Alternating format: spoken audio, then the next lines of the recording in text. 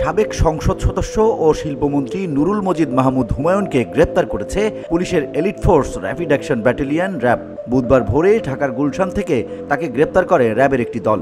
বিষয়টি নিশ্চিত করেছেন র্যাবের লিগ্যাল ও মিডিয়া উইং পরিচালক লেফটেন্যান্ট কর্নেল মুনিম ফেরদৌস। তিনি গণমাধ্যমকে বলেন, গত 4 আগস্ট নরসিংদীর মাধবদী এলাকায় বৈষম্য বিরোধী ছাত্র আন্দোলন চলাকালীন ছাত্র জনতার উপর হামলা, আক্রমণ ও হত্যাকাণ্ডের অভিযোগে দায়ের করা মামলায় গ্রেপ্তার করা হয়েছে নুরুল মজিদকে। তার বিরুদ্ধে আইনানুগ পদক্ষেপ প্রক্রিয়াধীন।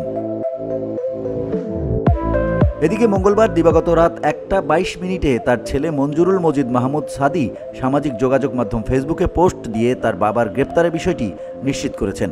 পোস্টে তিনি লেখেন, আল্লাহ সর্বশক্তিমান, আমাদের নরসিংদীর গর্ব, আপনাদের ভালোবাসার মাটি ও মানুষের নেতা অ্যাডভোকেট নুরুল মজিদ মাহমুদ হুমায়ুন কিছুক্ষণ আগে তার নিজ বাসভবন থেকে গ্রেপ্তার হয়েছেন। তিনি কোথাও পালিয়ে যাননি, কোনো সময় পালাবেনও না। আমরা আপনাদের পাশে আছি এবং থাকবো ইনশাল্লাহ। সাদি আরও লেখেন, আপনারা মনোহরদী বেলাবর শান্তিপ্রিয় মানুষ, ঐক্যবদ্ধ থাকবেন, আমাদের পরিবারের জন্য দোয়া করবেন আর আমার বাবার হেফাজতের জন্য আল্লাহর কাছে দোয়া করবেন। ফি আমানিল্লাহ। একাদশ জাতীয় সংসদ নির্বাচনে জয়লাভ করে শিল্প মন্ত্রণালয়ের দায়িত্ব পান সংসদ সদস্য অ্যাডভোকেট নুরুল মজিদ হুমায়ুন।